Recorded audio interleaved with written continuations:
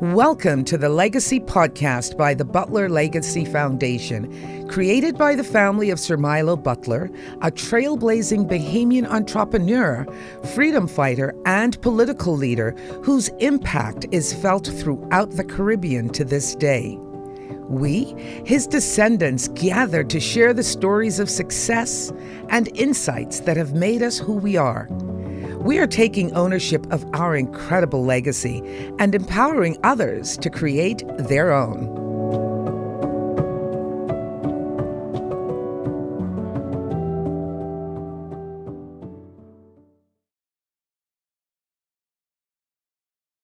Let me say to you both, thank you so very, very much for what you're doing for your country. So very, very much. This is phenomenal. Truly phenomenal. I wish you every success with this. Thank you. Milo's greatness runs so deep. So deep. I will give my remarks in this context. Bear in mind, I grew up in Ross Corner. Yeah. So I grew up hearing about this man, Milo Butler. I grew up hearing about this man who's go to the hospital and give people money. Yeah. No publicity, just philanthropist. Yeah. Don't forget that as you paint Sir Milo and all that you said, do not forget the philanthropist. For Joe Average across over the hill, that may have been the most meaningful impact of Sir Milo. Wow. He's in the people in the hospital, this man coming giving you something.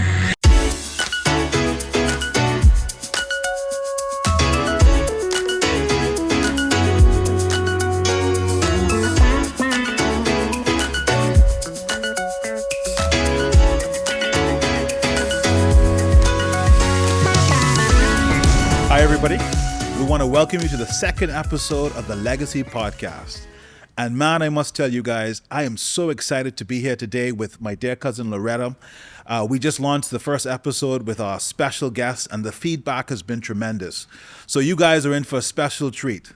Loretta, good to see you again. Thank you. I am so excited. You know, I guess I get all goosebumps when I get in front of the camera, but I've got to tell you, the feedback we've gotten from our first episode has been amazing. So we look forward to growing this podcast and introducing new guests and obviously telling the story and encouraging people to create their own legacies. Franklyn, this is absolutely wonderful. Thank you for partnering with me, Laura. You know, the purpose of this podcast is to continue to educate and inspire families to think about their legacies and what they can do to not only tell stories, but to think about the impact, particularly here in the Bahamas as we celebrate 50 years of independence.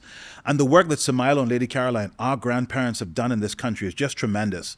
And as you know, this is really, why the Butler Legacy Foundation, along with the Echo here at Bahama, have agreed to partner with us as sponsors of this incredible podcast. And, we've always been reminded of our goodly heritage. So we are so grateful that now we're in generation 5 of our family. And the fact that we've been able to sustain a Black family business over these 5 generations. Yes, and that is so uncommon. And I think that's really why this podcast and the ability to, once we get past the foundational episodes of telling the story of Sir Milo and Lady Caroline, it's really going to be great to hear some of those incredible G5 and G4 stories. And so today, Franklyn, I always get excited when I think about the guests that we've selected. We are so privileged today to have outstanding Bahamians in their own rights. Basically, people who have contributed, are contributing, and building their legacies as well. So we're so happy to welcome, as our special guest today, none other than, can I say this? He's your godfather. Absolutely. He's your godfather. And listen, I am his most favorite godson. So by all means, please disclose that is my godfather. Thank you so much to have my godfather, Sir Franklyn Wilson, join us today. Sir Franklyn, welcome to the show. My pleasure. It's a privilege. And of course, it's no coincidence, or maybe it is coincidence, that he and your dad were both named Franklyns. They both were YPOers. And of course, they got you in. And they called me Franklin. The irony of life. So I mean that in and of itself speaks to those generational exchanges. But we also have with us someone that I watched grow up in our church, someone who I know has, a goodly and godly heritage. Absolutely. Coming from pioneers with his mother and his father. We have none other than the inimitable Mr. Carlos Palacious. Thank you so much. That is just an amazing introduction. It's truly an honor and it's a privilege to be here to join in this dialogue. And congratulations on an amazing launch event and a first episode. Looking forward to the conversation. Oh, we're so happy to have you because we know you're creating your legacy at a young age as well. Thank you for being here. Thank you. Great. So, Carlos, let's get straight to you. Tell us a little bit about Braun, what you've been doing. Sir Franklin needs no introduction. So we're going to start with you, and then we're going to get to Sir Franklin. So tell me a little about what you've been up to, the story of Braun, and how you've evolved as the first coastal engineer in the Bahamas. Thank you so much, Franklin. It's a pleasure, and it's always a privilege to talk about the story of what we're trying to build at Braun and what it means. I always start with the context of loss. And it really was when I lost my job in Miami, 2008 recession, coming back home, feeling defeated, not knowing how necessarily to pull a career that had just started up. And with the dire outlook, being connected with someone who's now a business partner, a mentor, who's Scott Blackyer, came to the Bahamas, a Canadian, had started a company called Caribbean Coastal Services. At the time when I came, I hadn't even studied coastal engineering as yet. There were none in the Bahamas. Understanding that there was a need, realizing quickly that climate change and hurricanes were something that, while it wasn't even a topic yet, was something that the country needed. It was the desire to determine how could I contribute to that. Being brought up by parents and grandparents who always instilled the need to determine what problems you can solve rather than being a part of the dialogue in issues, being a part of the problem-solving strategy. And studied coastal engineering and was ready to come back home. Scott said that, listen, if you come and help me build something that will be a legacy business, that will be owned and operated by Bahamians, that will mean that we can make a meaningful contribution to many of the greatest projects in our country and region, then you will be somebody who will have the reins. And I trusted that. And since then, we built what's the largest development consulting firm in the English-speaking Caribbean. Excellent. We So are do you an realize, employee-owned company. No, but do you realize, just in listening to you, that there are parallels between you and Sir Milo? Absolutely. And, the fact that Sir Milo at a very young age also moved to Florida with his mother and his sisters and, saw things happening there in that day from a social and civil rights movement and came back to replicate those things, just as you're now doing in your career as an engineer. So these parallels are so important to us. They are. And it's so important that you bring that up, Loretta. During my time in Miami, when I was there working, I lived in Coconut Grove. Interesting. And I was there in the Bahamian community. Of course, it's now named after us and after our legacy. And so I used to sit under the tree and play dominoes. I used to walk past, my office was on Bayshore Drive. So it was about a 20-minute walk or a 10-minute bus ride from where I lived in Coconut Grove. I went to the church that was the Bahamian diaspora. And what I quickly came to understand is that there's Bahamian talent everywhere. Yep. Our diaspora that's described in a negative connotation oftentimes as brain drain want to be connected to the Bahamas. Absolutely. They want to move back home. And so realizing that there was a need for young persons to come, build the foundation that others could then be excited to come back. We just had a team member join who moved back from Florida. He just joined our company yesterday. Fantastic. Another coastal engineer. Fantastic. Moving back from Florida. Excellent experience to move back home to be with his family in Abaco. He can work on projects throughout the Caribbean and build this country by being based here. We are looking to do it. We need the opportunity, and we have to be able to disrupt and push, similar to what Sir Milo did. Building the Bahamian legacy. Absolutely. So, Loretta, before we get to Sir Franklin, let's talk a little bit of Sir Milo's entrepreneurial journey. As you know, he started a meat shop with Davy Knowles. He started Milo Butler and Sons that everybody knows. He ran a family farm, the stories of ice runs that our fathers participated in. He did sponging. He had rental housing. He had shell and straw work. He was into fashion, was a part owner of the Zanzibar nightclub. He exported cascarilla bark and lignum vitae. And of course, so many things that made him a professional entrepreneur before he became a politician. The amazing thing is, and those of us that grew up in the shadows of Granddaddy and Grammy, we were able, as younger generation, to witness all of those things. Yes, even in the 60s, 70s, early 80s, we were actually still selling ice from the pawn store on Ernest Street. But you mentioned the straw. And, here is where I think our stories overlap with that of Sir Franklyn. Because if you know anything about your godfather, his mother was one of those leading women in the straw market. And of course, generationally, her daughters followed behind her. And it is with the funds that they gleaned, I believe, from straw vending that he and his brother were actually sent off to university. Formal education. And so Sir Milo's connection with the straw market, as you will recall, being the entrepreneur that he was and wanting to encourage other people, he would take us down to the straw market 3 times a week. Wow. Where every straw vendor had a little black book, and he would collect their money. And this was like a pass book, a bank book. Yep. He would collect their money, and then we would then the next day have to take that money to the Royal Bank of Canada on Bay Street.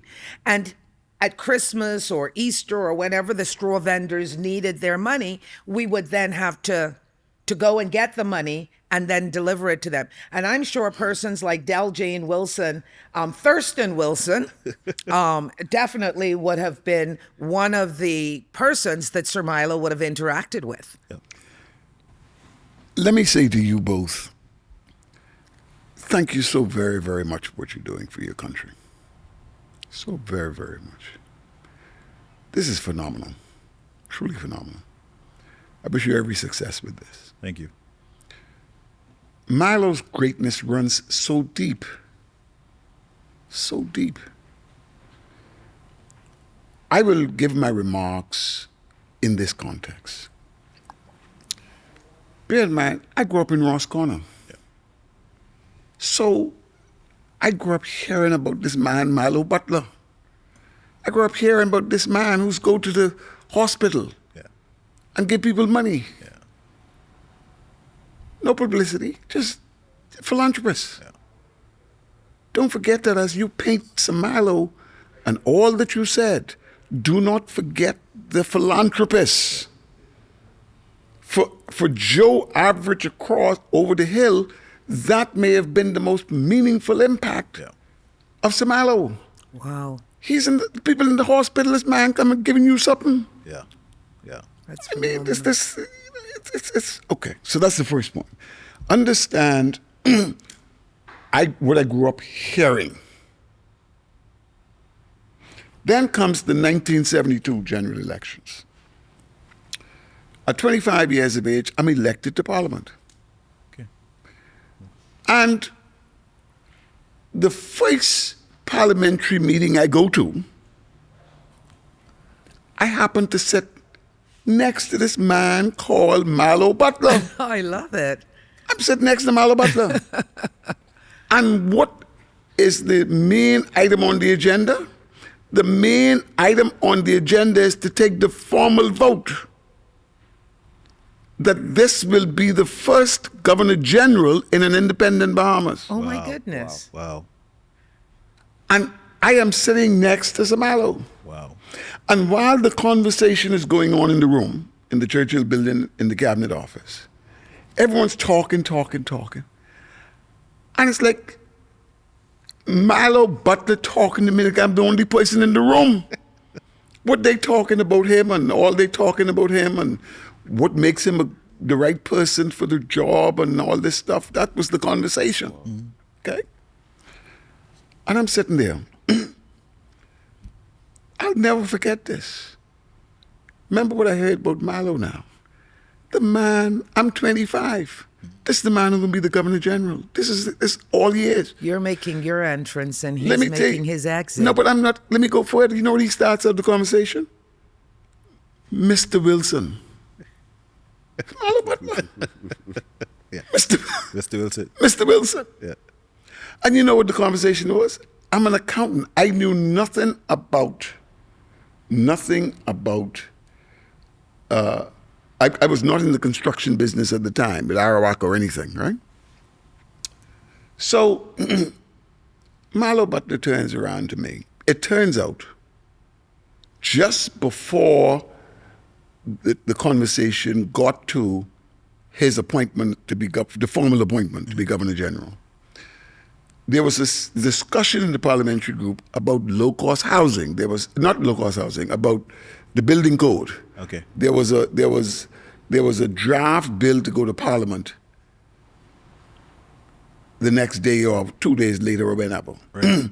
So the subject was the building code. This Milo Butler asking me, Mr. Wilson, what you think if we do this or what if we do that? Wow. Could we lower the cost of construction Yeah. for people to get houses? This the man talking to me, this Milo Butler. That's the conversation he had with me. Yeah. Wow. And this is while everybody else in the room Yeah. talking about appointing him Governor General. I will never forget that as long as I live. Wow. That's an incredible I- story. I define, when I talk about the concept of humility, when I talk about the concept of humility, I cannot possibly separate that from that exchange with Milo Butler. Wow. See, I did not know that, and consequently, the Franklyn Wilson Yes. of the Bahamas became renowned for low-cost housing. At the time, I was not in You had- Iraq. No, homes. you were not. You were not. You were a young accountant. This man asking me, this Milo Butler asking me what I think about the building code. Do you think that in some way influenced Loretta, you? who knows? All I'm telling you is, I left there. I couldn't wait, man, Yeah. to tell my mother about this exchange I had with Milo. Yeah. Yeah. That is amazing. You can understand, like you say, what Milo was, and I could tell her baby boy Yeah. Yeah. had this exchange with Milo. That was a big deal, not just to her, but not just to me, but to her. Yeah. But while they were having that discussion in the cabinet, Yeah. did you sense, because we definitely sensed it in the family, he was a reluctant leaver of frontline politics. He did not want to leave. Let me put it this He way. really, really was not interested in being the Governor General. Loretta, let me say this to you. That is quite possible. All I know, I could tell you, not on the basis no one told me. I was in the room Wow. when the formal decision was being taken. And I could tell you, he wasn't sitting there taking in what all these people saying about him. Yeah. Yeah. Yeah. While all them talking about him, He engaging with you. he engaging with me. I love And he engaging with me on something that got nothing to do with him. Yeah. Yeah. Yeah. Yeah. Yeah. So that's my first encounter with Tamar, okay? So then, let me tell you a second thing that happens, okay?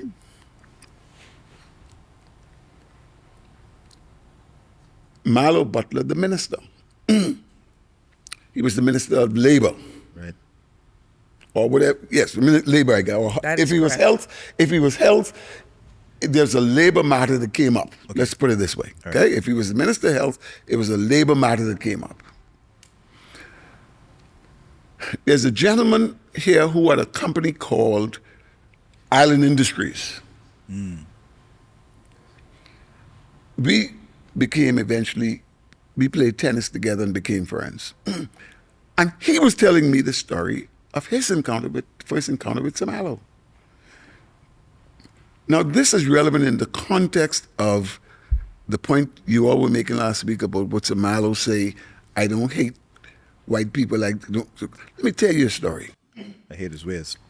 Milo Butler, as Dave tells me the story. Not long after the elections, the union people start putting hell on the management of labor of Allen Industries. They ain't treating us right. They ain't doing this. They ain't doing that, and so on and so forth. Yeah. So this ends up at a meeting. And Dave is the manager, right? He got to go to this meeting before Milo Butler to defend the company against these employees who said they mistreating us. Right. Now you could say, man, that wasn't his idea of fun when he was getting ready to go to that meeting. Yeah. But he say, the most incredible meeting he ever had in his life. Wow. And you know what? So Milo sits there as the minister now. And Sir Milo says, ask the union to, in effect, what happened? What's the grievance? What's the grievance? And they lay it out. What's the grievance? And Milo even ain't asked Dave to say nothing. Milo say, and that's what you're talking about? And essentially the rest of the meeting was essentially a lecture from Milo Butler to the union leaders. Wow. Explaining that, look, man, things like hard work and cooperation and working together. And it's like he teaching them what the election victory of 1967 was about. Right. It wasn't to encourage slackness. Yeah. It wasn't that the company had to give you something for nothing. That the rest of the meeting was essentially taken up with Sir Milo Butler giving a lecture to the union leaders. What a valuable lesson. And the guy told me, by and large, in that meeting, he don't think he had to say anything beyond, thank you, Minister. Wow. Carlos, you work, with so many diverse persons. That story that Sir Franklyn just shared with us, which I find fascinating, because Sir Milo, as a minister, as an advocate for the rights of everyone, especially Black people in the Bahamas, taking the role of the minister to bring reason and to bring ease to the work environment.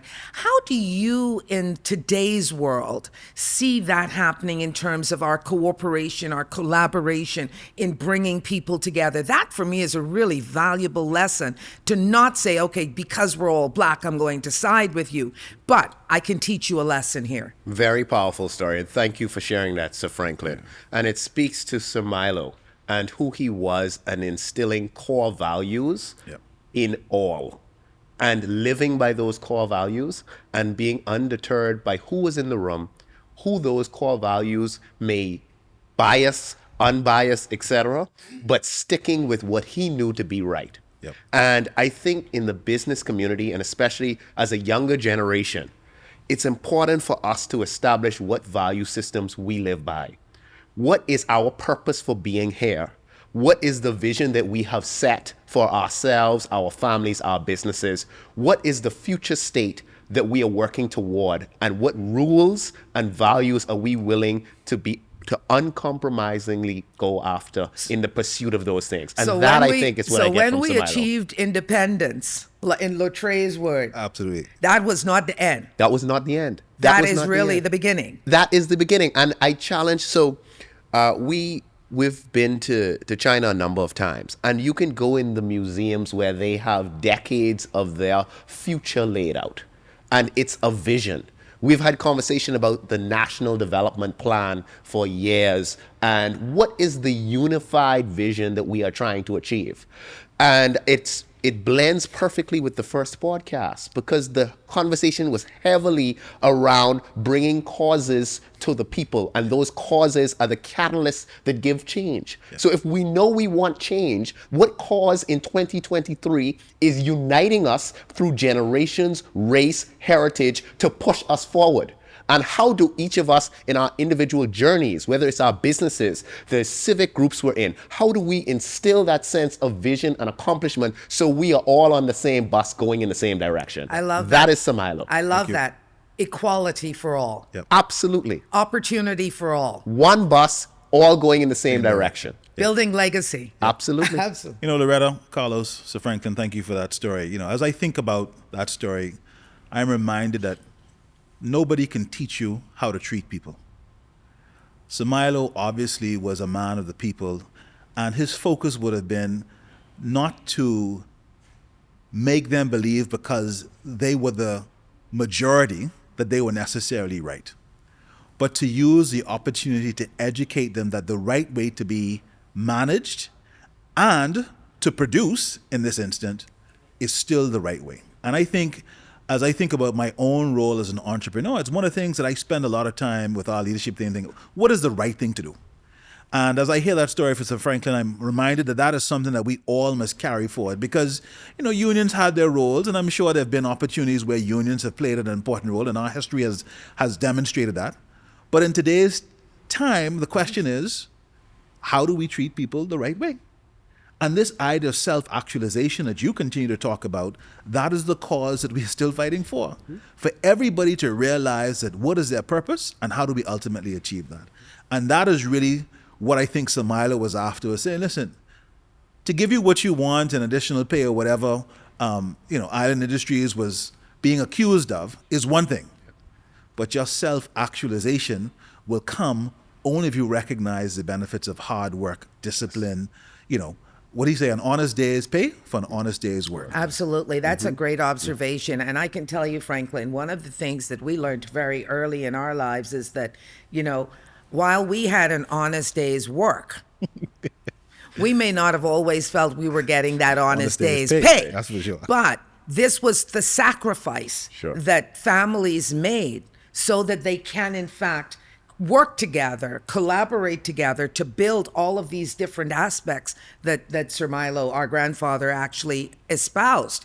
He instilled that in us. And I love the fact that when I look at persons like Sir Franklin, when I look at persons like yourselves, you did not get where you are or where you're going by being trying to please the crowd or trying to actually impress others, but just staying focused to your ideals and working hard. Yep. Very good point. And I would even add something to that, if I may. I used to catch a ride with Martin, who was Franklin's younger brother. Yeah. So I had the pleasure and the privilege of spending time with his dad. Yeah.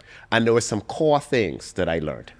One, and this would have been passed down. One, we pray every morning in the car. That's right. Read for right. Day by day. When it's time to get lunch money, it was the amount that was needed, not the amount that was wanted. That's for sure. The amount that was needed, not the amount that was wanted. And the second thing is the value of hard work.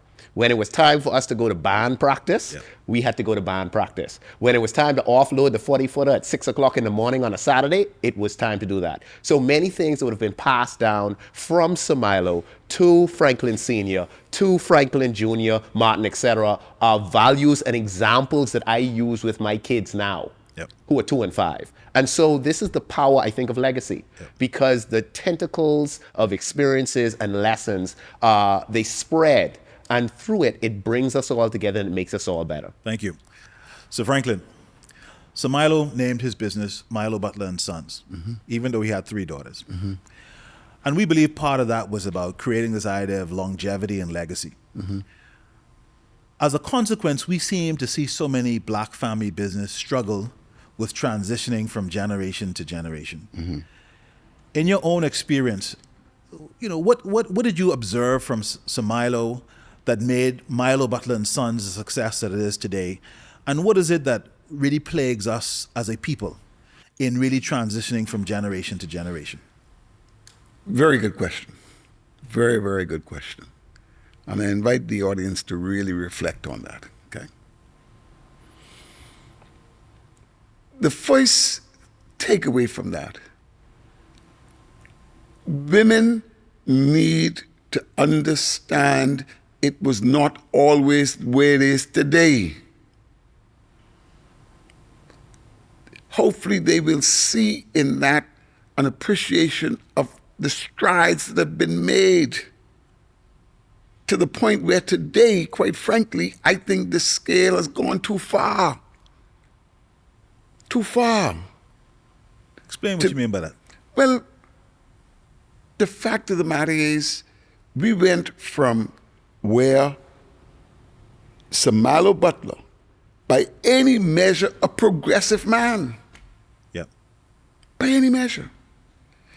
But the cultural realities were such that there was no problem, no adverse implications attributed to him by naming the business Milo Butler and Sons. Yep. Today, ain't no daddy could get away with that. That's for sure. That by itself shows something dramatically has changed. That's for sure. Okay? As a matter of fact, I'll tell you a story.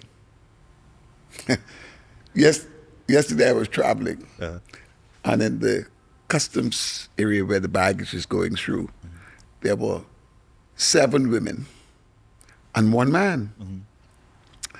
So this was 6 o'clock in the morning, and there wasn't a lot of people, 6:30 or whatever it was. So I just said to you, I said, y'all ladies, man, I counted. I said, man, that's serious stuff, you all got to work on changing this. This got a lot of implications, where the husbands for your daughters, and, this got a lot of implications. One of the ladies said, I said 7-1. She said, yeah, I agree with you, Mr. Wilson, this is serious, because this is why we now have to share. Wow. Oh, no. Wow. I get the message. You get the message? I get the Absolutely. You see the implications of it? Yeah. Okay, so that's enough to show this society Wow.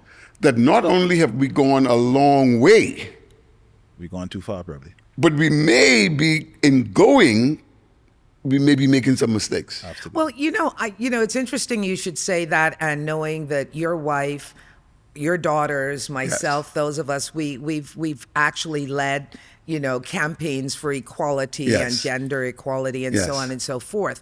But, in all things, to put this in context, because I don't want people to say, well, Loretta sat there and listened to what Sir Franklyn said and she didn't sort of refute it. I don't want to refute it, but there has got to be balance in Loretta, everything. all I'm saying to you is, I'm hearing you. There must be balance. What is that? I told you a true story. You did. Yeah. This is this woman's view. Wow. Her view is the imbalance is such that she says, and I quote her the words, Wow. this is why we have to share. The numbers. That's almost like a Christian concept, right? Yes. The idea of sharing. Yes. Yeah. But the But number that's not 7. our idea No, that's of not a strong our idea. family. Absolutely. That's my point. Yeah. But let me go back to my main point, because I don't want to get digressed with that, okay? One of the things, Franklyn and Loretta, that I truly believe will be an outcome from this podcast is you will get people coming to you, telling you bits and pieces. I remember this. I remember that. And God willing, you keep this up, you'll be able to tie A and B and C, Correct. as opposed to going from A to B to F. Right. Because you don't know what happened in between. Right. Let me illustrate what I mean, okay? Allow me to reference a few comments made by Mr. Roker Yep. in your first podcast, right? He told a story about Milo Butler walking outside Asa Pritchard's business. Right. Fast forward, one generation later, Milo's son and Asa Pritchard grandson, we all in YPO. Yeah.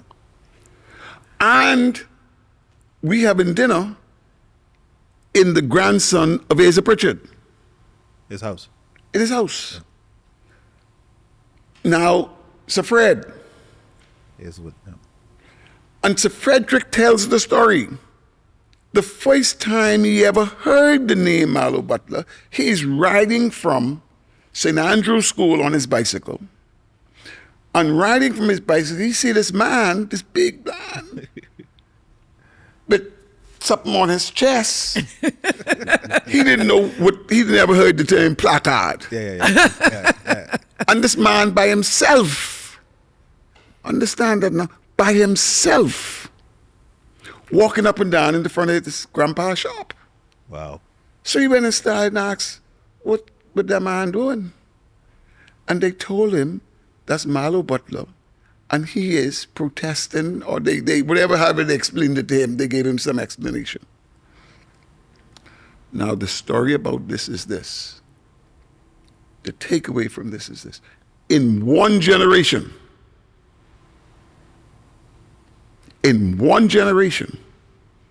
we go from grandpa, from daddy, picking it outside granddaddy shop, to us breaking bread together. Wow. Amazing. Amazing. Amazing. And for those who might have missed that previous podcast, we're talking not just the involvement of these two generations, but we're talking about the integration of the racial divide. That's the point I'm the making. The racial divide. Everything positive. Yep. See, what I'm saying to you is the significance of this is that people will be able to connect A to B. Right. And great things happen, in my view, when you put a lot of small things together. Right. Somehow it grows into something big. That is so amazing. But the truth of the matter is, people now know Sir Frederick, he's still alive. I'm calling names of people who, everything I'm saying could be, verified. Could be verified. Verified. Yeah. That's what I remember. Yeah. Let me go further. That's one thing that Mr. Roker said. Okay? Right. Mr. Roker also told the story of when Sir Milo went to see Sir Roland, essentially about a loan. Right. Some property thing or something, right? I venture to suggest that is probably the last time Milo Butler went to anyone about borrowing money. You're probably right. And Sir Roland may have done Sir Milo a favor by telling him no. Wow. Because it might have stirred in Sir Milo something. And let me tell you why. Tell you why I say that. Going back again to this YPO experience. Yeah. One night, we're having a meeting. And all of us are there, Sir Frederick, Franklyn, and all of us. Right. Tiger Finlayson and Tyrone Darville, all these guys, right? And this is a time where in business circles, there was this concept about leverage buyout. Right. And you borrow this little bit and you buy the business with debt and you turn it around and you create value like that. And this was conventional thinking At that time. that you learned in business schools all over the world. Right. Okay? Right. And we had one night, we had Sir John Templeton was our guest. And Sir John Templeton is speaking to this group. And Sir John Templeton is telling this group of guys now, this group, everyone who've been using this thing about leverage buyout to do deals. Sir John says, don't borrow money. Wow. He ain't qualify it. Don't borrow money. Now, the only reason Sir John Templeton was not thrown out of that meeting by that group of guys was because of who he was. Exactly. But someone who they thought less of, would have suffered. it would have been a different interpretation. Right. Okay, this man crazy or something. Yeah. Okay. So once John Templeton said that. There was a silence. Because of who he was, no one was going to just challenge him or dismiss it. Yeah. But clearly it's something that was so different from what everybody else in the room was doing. From your conventional thinking. Yeah, that everyone paused. Yeah. And there was a silence. Yeah. There was a silence. And who broke the silence? Franklyn's father. Wow. And you know why he broke the silence? He said, you know something, fellas? That may sound strange, but the more I think about it, that's how Daddy did it. Wow. Powerful. You put the Powerful. word. You imagine sitting in a group of your peers. Yeah. It's powerful. Someone put forward a view that is so contrary from what everyone everyone else in the room accepts Right. as the right way. And the person who breaks the ice breaks it not by giving some further theory. You know, he write this, but I read in some book or something. Right. He ain't break it with no theory. He ain't break it on the basis of something he read in some book. He break it with, this is how Daddy did it. Yeah. It's powerful. So, Carlos, having started your own, I would say, empire now as Braun, from practically scratch, and you hear the story of Sir Milo and all that he continued to do in this story of him and YPO and my father, people would perceive that there's a concept that Sir Milo was a self-made man. Do you believe that that is true?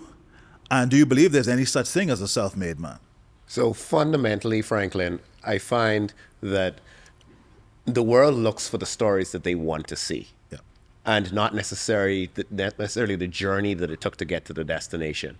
And I use the word destination because that also changes as you evolve, as the market grows, etc. So the story of how I got in business was starting as an intern for who was then my boss, Scott Blackhair, who became my business partner as I proved myself and he realized his vision of how that could be realized together. Interesting. I started out as an intern in a company called Caribbean Coastal Services. And through the doors that were opened up, I realized the possibilities that allowed us to build something that would last generations beyond us. And so once again, I think the story in a world where social media, et cetera, focuses on people, selfies, and the ability to take a personal experience and try to portray it as if that is the entire sense of your being, because it's put forward, I think takes away from the fact that it's a journey. And the journey requires an entire community.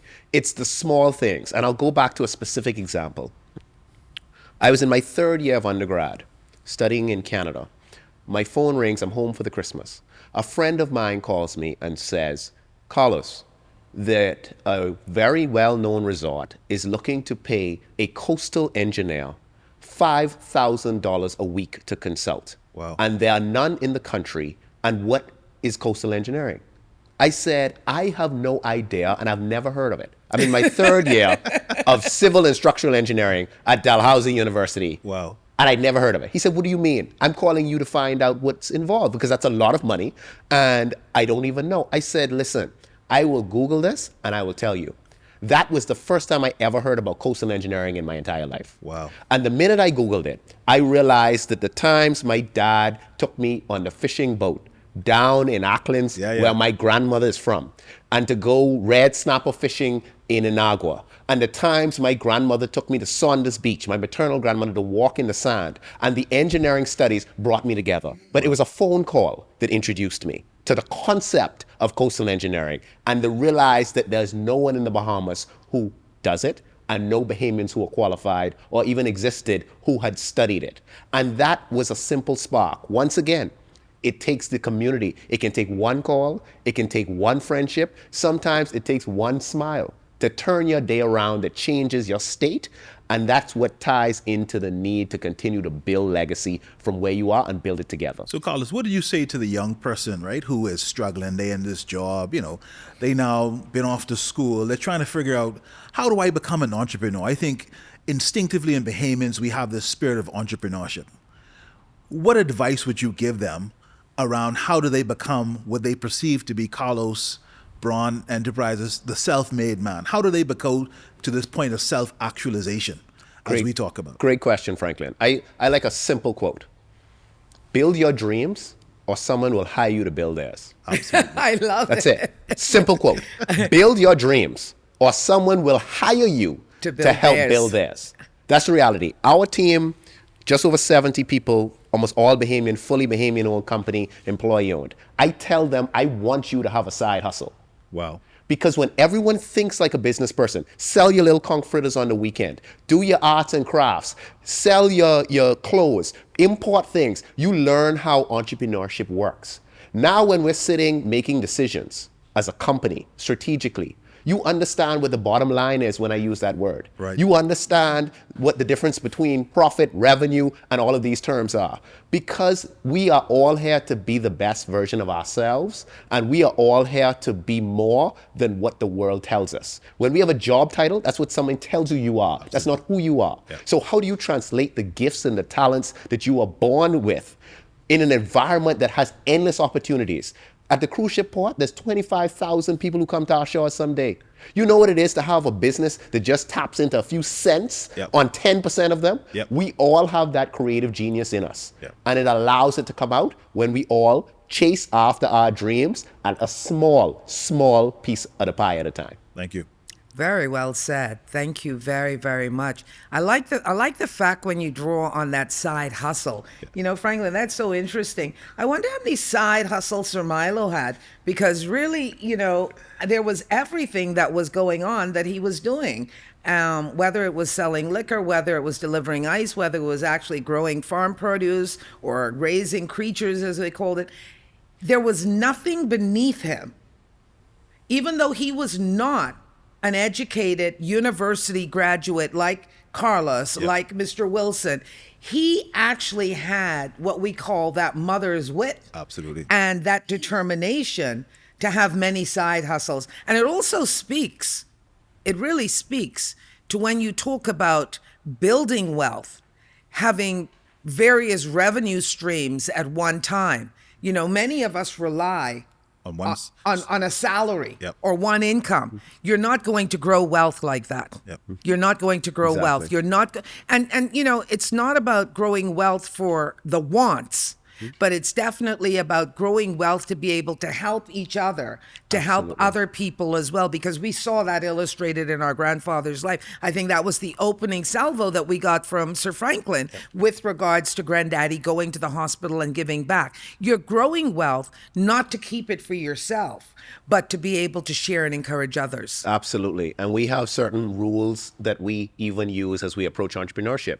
We expanded into farming, hydroponic farming. We expanded into manufacturing. When everyone was talking about aragonite, we just went and Googled, well, what can you make out of aragonite? Yep. And now we produce and we sell straws through most of the franchises in the country out of Bahamian aragonite. Yep. And the opportunities are there. Yep. We have natural resources. And the reality is, if the things we do not create wealth for the persons who help to build it, to exchange the time that they commit with us on an 8-hour, 40-hour week job into something that translates to bringing a better quality of life for their families, then we don't even go after the business opportunity. Yeah. So Carlos, Sir Franklin, on that point, all of us here are fairly privileged, even you, Loretto. So the opportunities in the Bahamas ain't restricted just for us. And I say that because it's easy for people to perceive that our ability to be good entrepreneurs are tied to something different than the values of hard work. This idea of curiosity that you talk about in terms of, hey, I had for $5,000 a week to be a coastal engineer, and that's how you end up being because draw that point out around what really creates this opportunity for the entrepreneur who is trying to figure this thing out. Because they often think it's Sir Franklin because you was born who you are. Let me make this point. Firstly, Carlos, let me say, it's interesting. History repeats itself. Yeah. He had never met a coastal engineer when he went to study coastal engineering. I had never met in my life a chartered accountant when I went to study accounting. Wow. He ended up at Dalhousie. I ended up at Dalhousie. Wow. How did I get to be a chartered accountant? Him, a phone call. Me, a cousin, being Roscoe and shooting marble and playing kite and doing all them things. Yeah. He got a job in Barclays Bank. And every time he come home talking about the accountant in the bank, Wow. what the accountants do. And just from him telling me about what the accountants do, that's how I say I want to be an accountant. Wow. And he succeeded because, look, he was the first coastal engineer. My certificate in the Bahamas Institute of Chartered Accountants is number 6. Wow. Wow. Wow. Wow. So what is the point? To answer your question, Frankie, what we need to do is to do everything we can to help people get out their head. Two things. Any sense that someone got to give me this, that it's in the Constitution, that I'm entitled to this. Right. The most dangerous thing in our country is now these people talking about sovereign wealth fund. You can get $100,000 of this and Yeah, that. for the And fee. that is foolishness. It's dangerous. It's unwise. We got to get it before you could really move forward. Some people got to get stuff out of their head. Yeah. His saving grace, my saving grace, your saving grace is, thank God, through good luck, fortune, whatever the hell it is, we never had this in our head. That's for sure. We never had the excuse that when you got fired in 2008, it's because the government didn't do this, or the government didn't, or someone do something to you or something. And someone owed you something to fix your problem. Always someone You did else's not have to fault. go through that. I think that's the point you're making. You didn't blame anybody. You didn't look for excuse. Yep. Yep.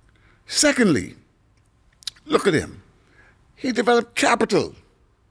Capital comes in more than one form. Yep. It's money, but he developed something that Mr. Blackyear saw. Blackyear didn't pick him out and say, I can make you my partner. Yeah. Blackyear saw something Yeah. which was of value to Blackyear. Yep. I tell people another story. Usefulness, timing, all these things. I graduated from Dalhousie University in 1968. Wow. Listen to me, 68.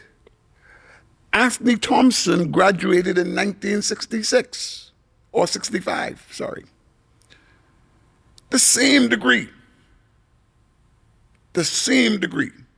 the same university.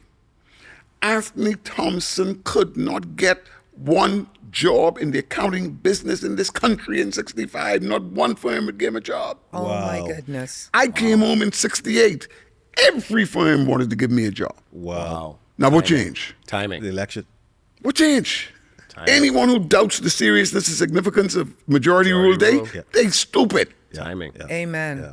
Okay? Amen. The fact of the matter is, it changed that much. The dynamics of everything. Everything changed. Not one person would give Anthony Thompson a job. Wow. Everyone wanted to offer me a job. Okay? I could have stayed to Pete Marg Mitchell. I knew I was on a track to partnership. But like you, I said, no, man. My mother was an entrepreneur. Wow. She was. Franklyn Butler, listen here, man. I want everyone to know. This man he is what he is, not by accident. His daddy, the biggest thing that Franklyn Butler Jr. is demonstrating today is what he learned from his daddy, not what his daddy leave him, Yeah. It's true. not what his daddy left him, but his daddy fed into him values. So when the answer to your question, Frankie, is if people watching this, feed into your children values. Yep. Yep. And a lot of people in society today look at legacy families, not just Butlers, and they say, oh, well, you inherited this or you inherited that. They do not look at those intangibles that are instilled in us. Loretta, let me interrupt you, man, to tell you how serious what you're saying is. Yeah. When we started Junior Achievement, I happen to know the story of Michael Morris Sr. Yeah. Michael Morris Sr., as a boy growing up, I knew Mora Lumber as that's everything. Yeah. Christmas, that's everything. Okay? Michael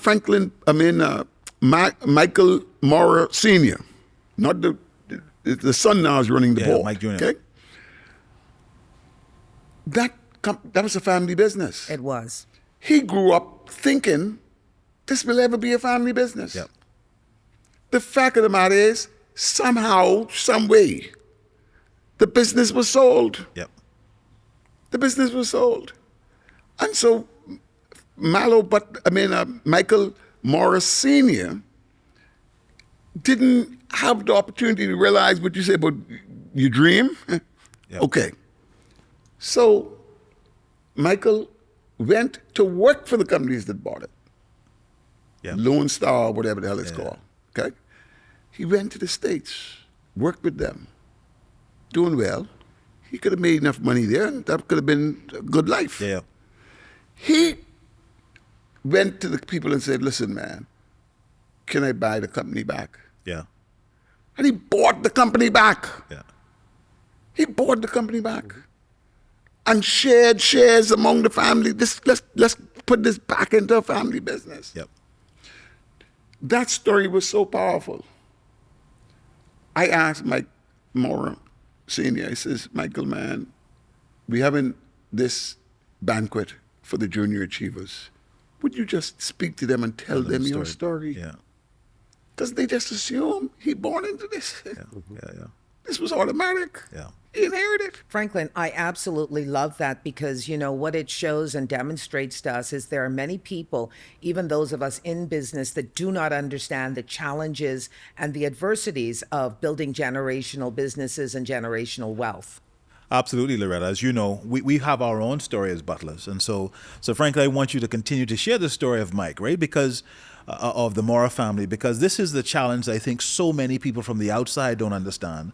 But on the inside of these family businesses, it is really unique and dynamic. Yes. Because these relationships are founded on deep love. That's right. And as you know, love will cause us to do That's right. some of the most outrageous, Yeah. but also some of the most meaningful things. And Yeah. so I'd love you to talk a little bit more about how multi-generational businesses... Well, let me put it this way.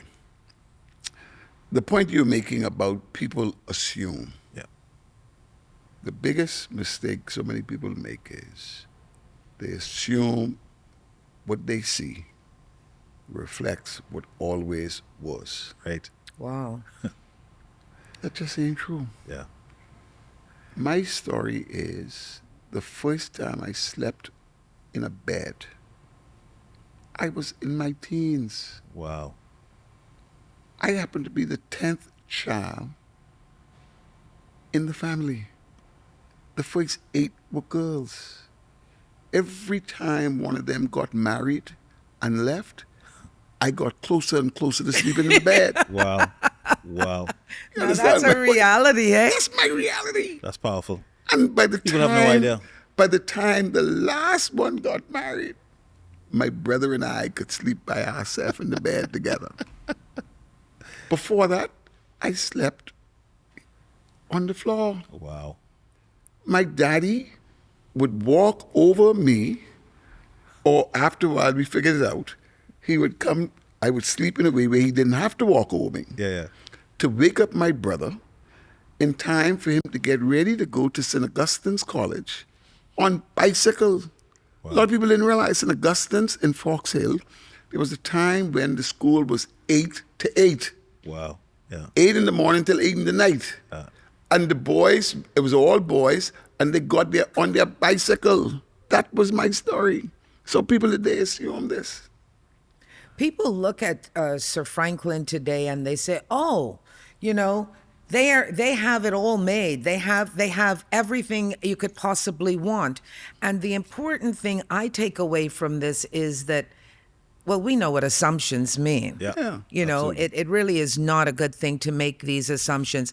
But, you know, when you look at your story, Sir Franklyn, you demonstrated, you have illustrated to us through your stories today exactly how you are like a Sir Milo, like your mother, an entrepreneur, and one that endured and persevered. As a matter of fact, let me tell you all as butlers, sometimes this legacy becomes a liability. Yes, sir.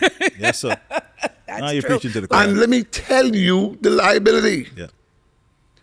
Franklin's father wanted to succeed Sir Milo as the member of parliament for St. Agnes or Baintown, or whatever Baintown. it was. Baintown. Baintown. Baintown. Okay? I was in the council meeting. Yeah. I was in the PLP council meeting Wow. when the matter came up about Franklyn Butler getting the nomination. The biggest favor the NGC ever did to Franklyn Butler was when they told him no. Yeah. Yeah. And why did they tell him no? Because the mindset, the culture of the company is we cannot do anything that create a sense That there's a dynasty. there's a dynasty. Yeah. Oh, my goodness. So Franklyn Butler never got that nomination, not because he was not the best candidate, Wow. not because he was not by far the most fit and proper person for the party to run. But the fact of the matter is, he was Milo's son. Wow. So let me tell you, man, so many times, and Franklyn and I, you know, Yeah. let me tell you something.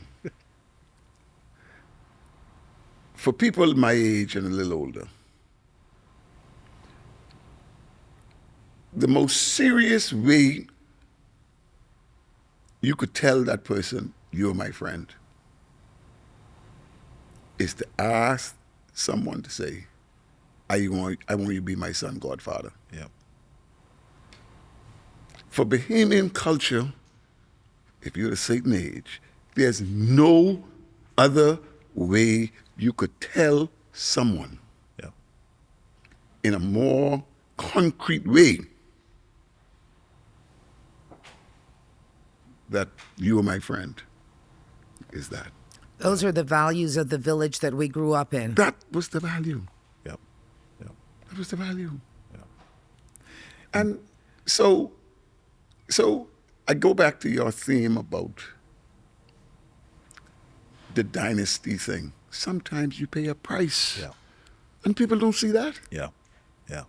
Sometimes you pay a price. You pay a huge price, really, because many times, as you have just demonstrated so aptly, even those of us that may not have paid such a heavy price, you see doors that are closed because they figure you got it, you know, or doors that are not easily opened because they figure you've already arrived. Absolutely. So I there is the curse That's of the- building it works both these ways. legacies. Yeah.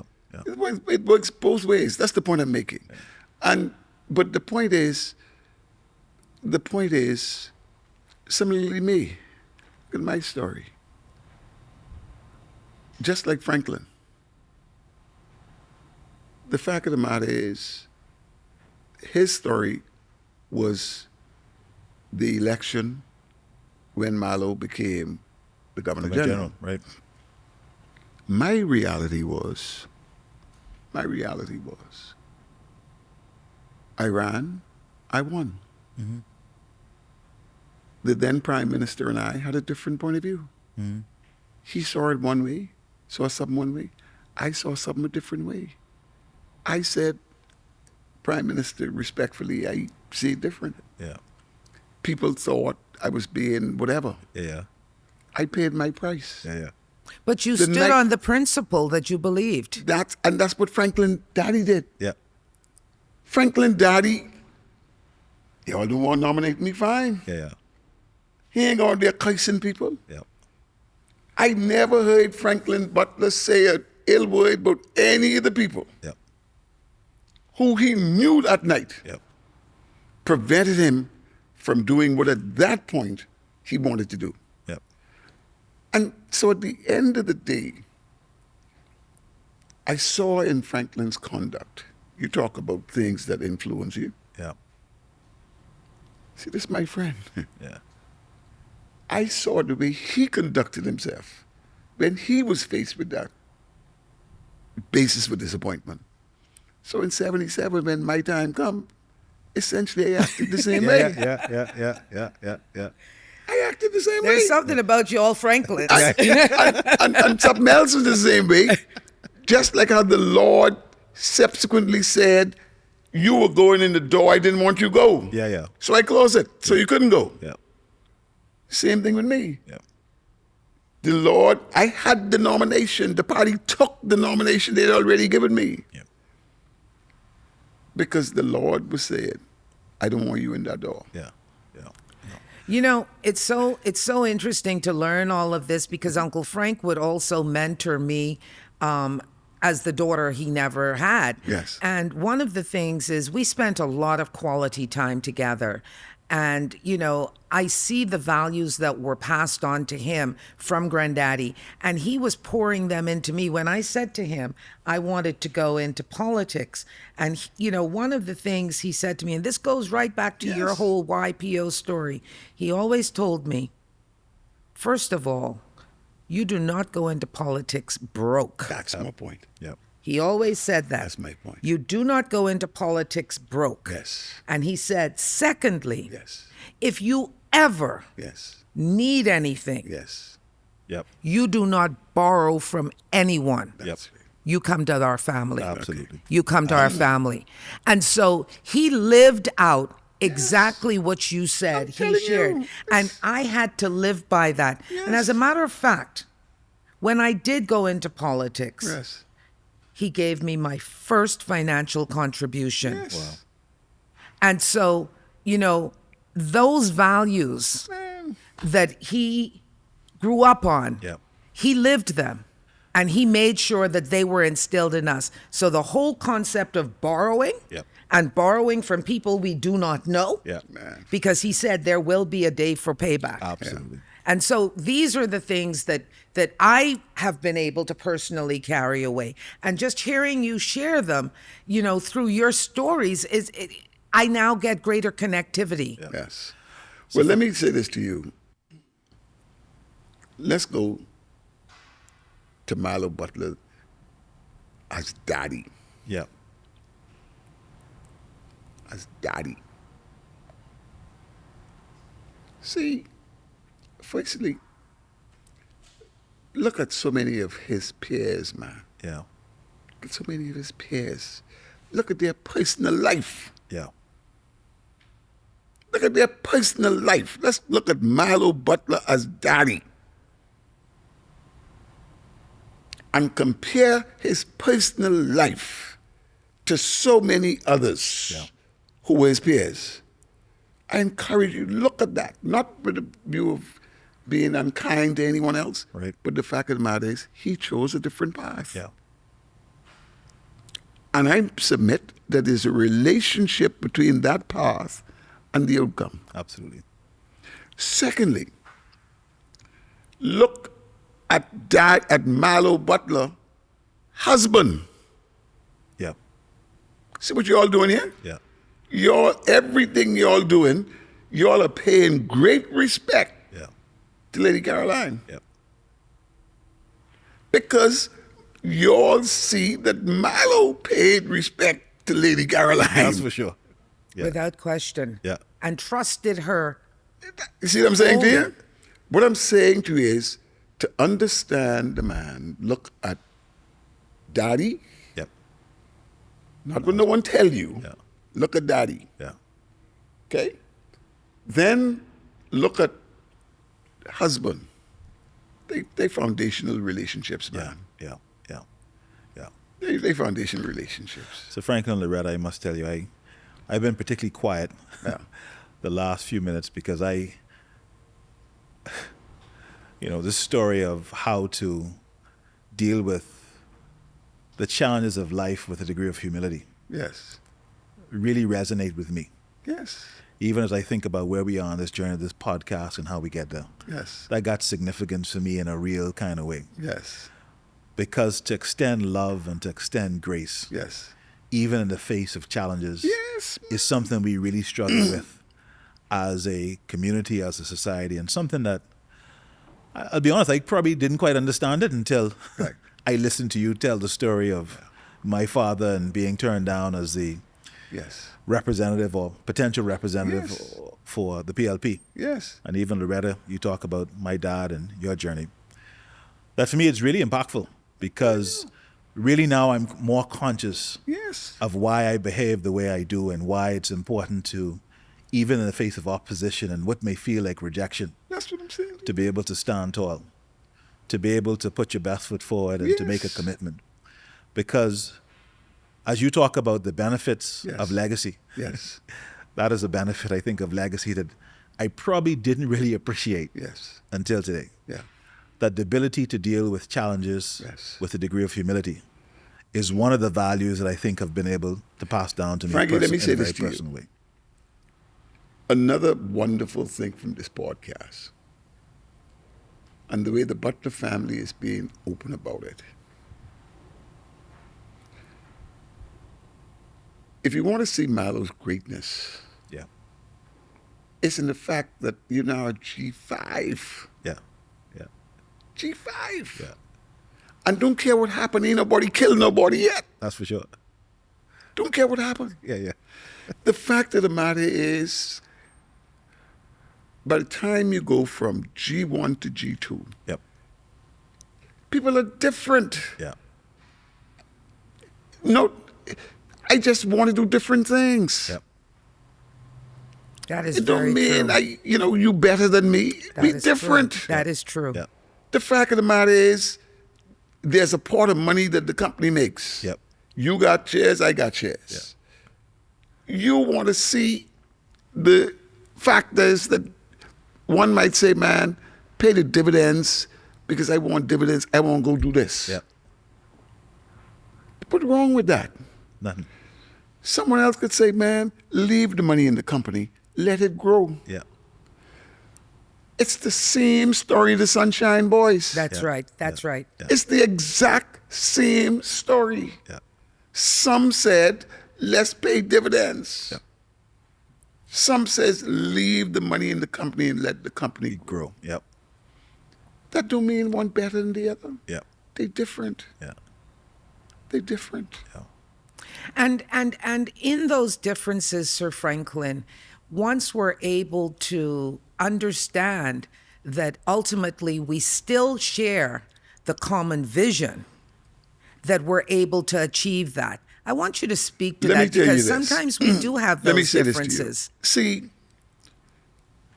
from a legacy point of view, please understand. Let's first accept the fact that we're different. Yep, We got to accept it. yep. Let's not condemn someone because And it's okay. it's okay. Yeah. He want to be an artist. It's okay. I want to be a businessman. Yeah, Okay. So my point to you is you have those things. Yeah. Okay. The fact of the matter is, let's also accept that every time you go from G1 to G2 to G3, et cetera, there's new dynamics. for sure. Those dynamics come in various forms, Yeah. including something called marriage. Yep, Because now there's people coming in the family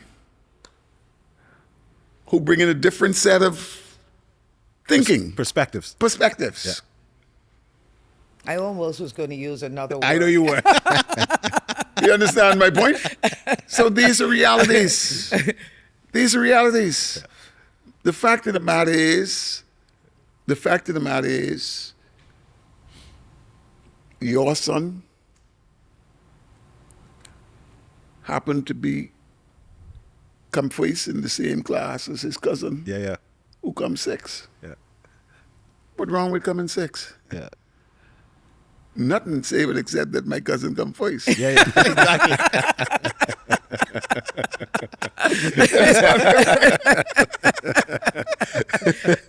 You understand that point?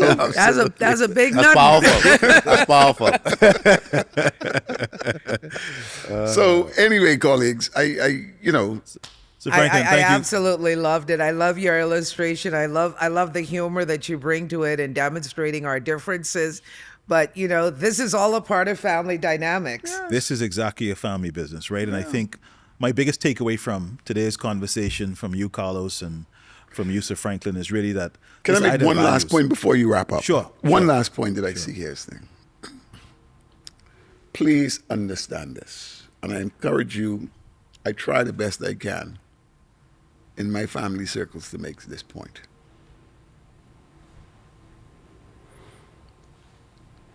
Franklyn Butler Jr.